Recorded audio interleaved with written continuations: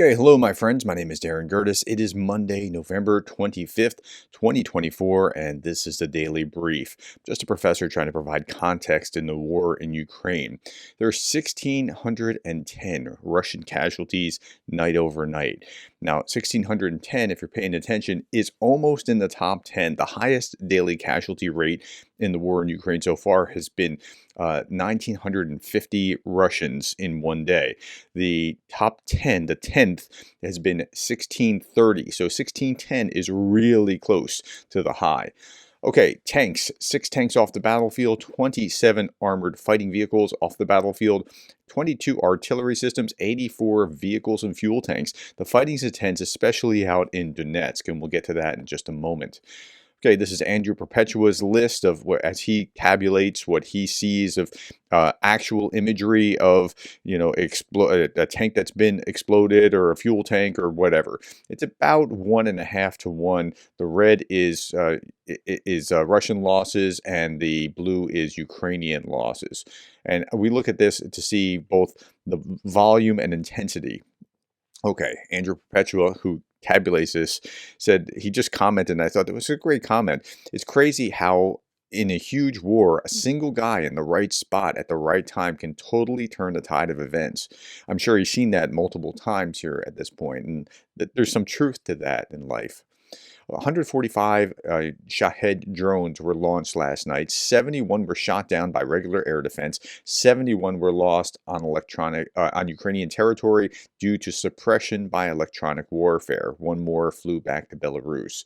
So that's not a bad night for suppressing what was a lot of drones. Okay, now what's been happening? Russia injures 13-year-old and Zaporizhia resident in a night attack across Ukraine over the past day. 5 people suffered injuries due to Russian attack at Chernihiv and Kherson oblasts. And then we see a Russian strike in the central Kharkiv has left 23 people injured, according to reports. This was carried out with the S-400 missile. That's different than the drone attacks overnight. Russian forces strike Odessa downtown with a missile and wounding 6 people. The missile strike damaged civilian infrastructure, residential buildings, cars, dentistry, a beauty center, and shops. And again, more scenes from Odessa. There are 10 victims, 8 apartment buildings, and a bank. Like, what's the point of this? There's no military purpose here other than to harass the civilian population. Now, but the thing is that they're pouring North Korean and Russian ballistic missiles onto the civilian population. Between January and November, Russia launched 194 ballistic missiles at Ukraine, approximately 60 of which were North Korean. Like, this is where they're backfilling their lowered supply. Okay, North Korea is expanding its February 11 plant, a key missile production site in Hamhung. Researchers say the facility assembles Hwasong 11 missiles, similar to those used by Russia in Ukraine. So that's bad news, but North Koreans are probably thinking this is great. In Kursk, local residents heard explosions in the city. Now, if you're paying attention, I showed this yesterday. Let me show you what I showed you yesterday. And I said this. Okay, Jason J. Smart, Russian Telegram channel, reports 5 ATACMS given to Ukraine by the U.S. just hit Kursk in Russia. And we'll see in a day or two what kind of damage has come from that. Okay, so it's a day later. What kind of damages come from that? Let's scroll up. First confirmed successful ATACMS strike on Russian soil, S-400 air defense system and radar, and 2 launchers were destroyed in the Kursk region of Russia on this day. Okay, so that's what actually happened, was that we have a successful strike on. So I hadn't connected the dots before, but again, we find this stuff out pretty quickly. Ukraine Defense Ministry's Intelligence Directorate confirming that on the night of 25 November, Defense forces attacked a number of important objects in Russian territory, in particular the Bryansk, Kaluga, and Kursk regions of Russia, among targets as oil refineries in Kaluga. And we'll see some of this, like this plume of smoke here. This is not supposed to look like that in the middle of the night unless, say, an oil refinery is hit. The drone attack also struck the Typhoon plant, which produces military radio electronics. So looks like there were good hits. This is another a view of the same thing. 4 oil tanks were damaged by the drone attack on Kaluga. Russian Telegram channels reported at least 8 drones attacked the oil refinery. So let's talk about the front line now. Let's shift gears here and look at what's going on there. Russia escalates its offensive, aiming to capture all of Donetsk Oblast. Like that is part of what they want to do. They want to capture all of it before they get to the negotiating table. Russian forces have gained over 1,100 square kilometers in southeastern Ukraine since September of 2024, marking a significant escalation in offensive operations. So that's just since September, October, November. So just in the last few months, they've been making some progress. Now, Jason J. Smart posted this. They talk about how Russia is winning, like Joe Rogan talking about that. And we'll show Joe Rogan in just a moment.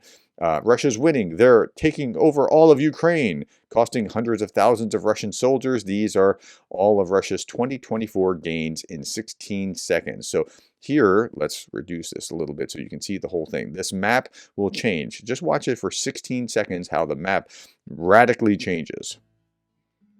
Okay, see the movement up and down the line? This is all of their gains. There is some gains here in Cross in a little bit. This to that. That's their gains. So this is the height of where they've gotten to. This is the border of Donetsk Oblast. They're nowhere near it, and yet they're claiming that they own all of it. Okay. This is Volodymyr Zelensky. I received a report from Commander-in-Chief Syrskyi, and we had an in-depth discussion. The most challenging situation remains the Donetsk region, particularly in the Kharkiv direction. As for the Kursk operation, our warriors are defending their positions and inflicting significant losses on the Russian army. Our objective in this area is to maximize the destruction of the Russian military near the border. Okay? And that's actually happening. Now, if you're listening to Joe Rogan, you would think that World War III is just about to start. And I'm going to give a whole separate video to that because it just demands some attention. So we're going to talk about that. Just a few minutes of him talking and then a little bit more around that to provide some context. Look for that shortly. But what's actually happening on the ground is really interesting. The chief of the General Staff of the Armed Forces of Ukraine reveals the loss ratios in the Kursk region with a ratio of 1 to 6, that is 1 Ukrainian for every 6 Russians, around Kursk, or 1 to 7. The enemy has suffered significantly more losses. These are colossal numbers. So they're actually getting a great return on their military investment for being in Kursk, let alone the psychological impact that it's having on the Russian psyche. How are Ukrainians actually invading our country? Like, we're Russia. That's not supposed to happen. Meanwhile, fighters of the 3rd Separate Assault Brigade cleared Kupiansk in the Kharkiv region, which was partially occupied by Russian forces earlier. 7 Russian servicemen were captured. They'll be useful for exchange later on. Okay, this is Russian papers. Now, Steve Rosenberg does this great job for the BBC, talking about what the Russian papers are actually saying, highlighting what's been said in Russian papers. Today's Russian papers reflect 2 very different Russias. There is the Russia that portrays itself as a military superpower, threatening Ukraine and the West with Oreshnik intermediate-range, nuclear-capable hypersonic missiles. And there is the Russia where people are stealing butter because of high prices, and where some shops have decided to sell packs of butter in security boxes to reduce theft. First, the new missile with which Russia targeted the Ukrainian city of Dnipro last week. Komsomolskaya Pravda claims that Oreshnik has several unique qualities no missile of the same class in the world has. The ultra pro-Kremlin papers maintain that the firing of Oreshnik is a warning to Western leaders. The government paper Rossiyska Gazeta declares the madmen in the West received a sobering response after allowing Ukraine to strike Russian soil with Western long-range missiles. And then that's being carried on by Joe Rogan and others who are willing to carry that message and say, hey, this is crazy. I mean, what are we getting ourselves into? Exactly what Russia wants them to be saying. Moskovsky Komsomolets claims that Russia has seized control of escalation. What will tip the balance in the West? The emotional response to Oreshnik, which has sharply increased fears of a global conflict, or confidence that Putin won't cross his red line? Okay, and again, Putin is deterring the West. This is exactly what deterrence is supposed to do, and he's deterring us rather than we deterring him. Their brains are working overtime, forcing the enemy to come up with answers, to flounder and panic. This is control. Except there is no evidence that the West is floundering or panicking. Nezavisima Gazeta today claims that the Oreshnik missile strike did not, it seems, make an impression on supporters of escalation in the Ukraine conflict. In the early hours of the 24th of November, the Ukrainian military continued to strike Russian territory with missiles and drones. In NATO and the US, they pledged continuing military support for Kiev, and in the Pentagon, they discussed adjusting America's nuclear deterrence strategy. And the only place where it is having an effect are places which are already sympathetic to Russia. That's the only place where this is working. The leaders would point out that if anyone is escalating the conflict in Ukraine, it is Russia. What about the issue with butter? Moskovsky Komsomolets continues to report on butter thefts. In some supermarkets, packs of butter have been moved out of the dairy section into special fridges used for selling caviar by the cash tills. In other chains, they've started putting butter in anti-theft protective boxes. A supermarket employee says about customers, they're nicking butter big time. Sometimes 10 to 15 packs an hour go missing.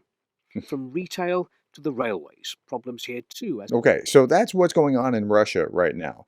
We're going to leave you with some thoughts about drones. Here's the defense of Ukraine, 1.8 billion euros. That's the amount the countries of the International Drone Coalition will allocate this year to support the armed forces of Ukraine. This decision will enable Ukraine to enhance its technological edge. Drones are the weapons of the future. I've been saying that and saying that and saying that and saying that. Drones are the future. This is like it's like being in World War I and seeing a tank for the first time and being like, "Ooh, that's not going to go well for us in the next war," and certainly it wouldn't.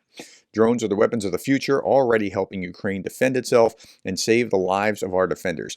I have a theory that without drones, Ukraine would really be on its back foot because drones have allowed Ukraine to equalize on artillery or backing up formations of tanks or things along those lines. So it's really taken significant advantages away from the Russians. Yes, but can Russians use drones too? They can.